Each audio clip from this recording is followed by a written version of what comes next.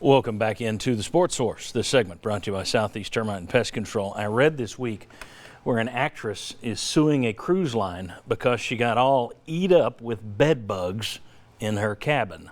Hey, it happens. You can buy a great room, even buy a first-class airline seat, but if the wrong person was in it before you, bed bugs.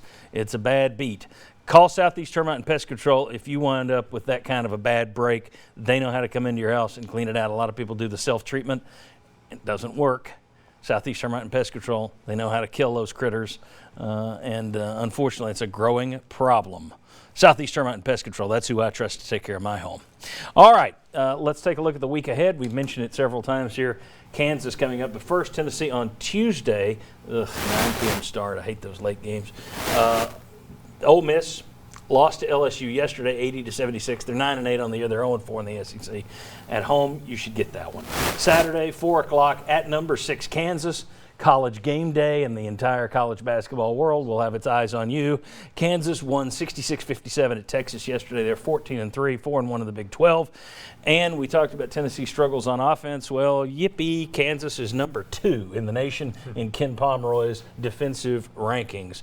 Talk to me about Ole Miss and Kansas, gentlemen.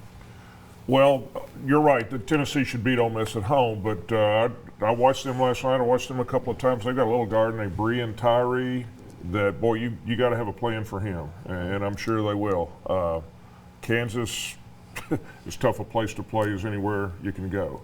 But one more thing I'll say, this is a big week for Jordan Bowden. He's got some momentum going now.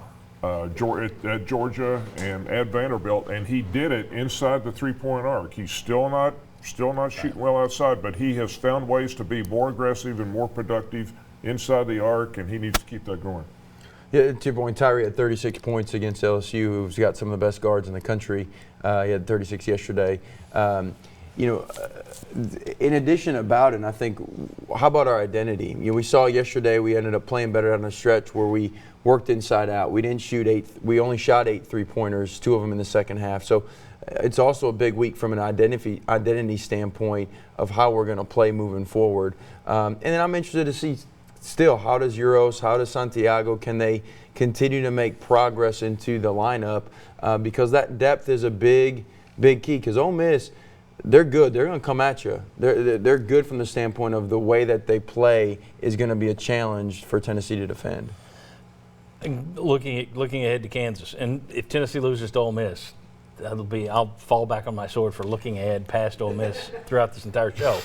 But looking at Kansas, is Rick Barnes going to have his work cut out convincing his team they can win? I mean, kids know what's going on.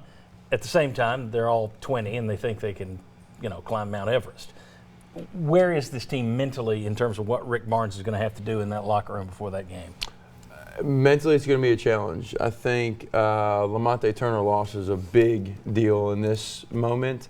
I don't think that, ironically, I think the person that may have the least amount of effect on, especially with college game day being there, is Santiago. I think that's a kid that just even being in the country for a couple of days, the performance he showed in that first game was impressive to me.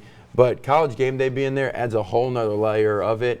Will the moment be almost too big? Not because they're not talented enough, but just because they haven't been there yet in an environment like Kansas, which is one of the best, coolest places that I've been able to be a part of in college basketball. You were a part and you covered it. Yeah. One of the most, I've seen a lot of Tennessee upsets over the years. One of the most amazing was the win over Kansas just days after 4 guys were suspended. It was a remarkable win here at Thompson Bowling. It was a much better Tennessee team. What are the chances? Give me a percentage chance that Tennessee can go pull a miracle at Kansas. Just 1%? 10%? The year before that game, they went to Kansas with a pretty good team, and it was over in the first 5 or 6 minutes. They got so far behind. They came back and made the score respectable, but I think this team, their first challenge is to have it not be over in the first 6 or 7 minutes. I think that answers my question.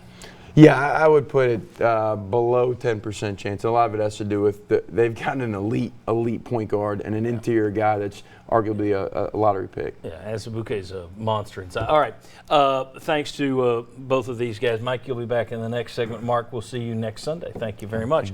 Come on back. Jared Garantano's coming back. James Banks may be coming back. Jeremy Banks. We were talking about James Banks earlier.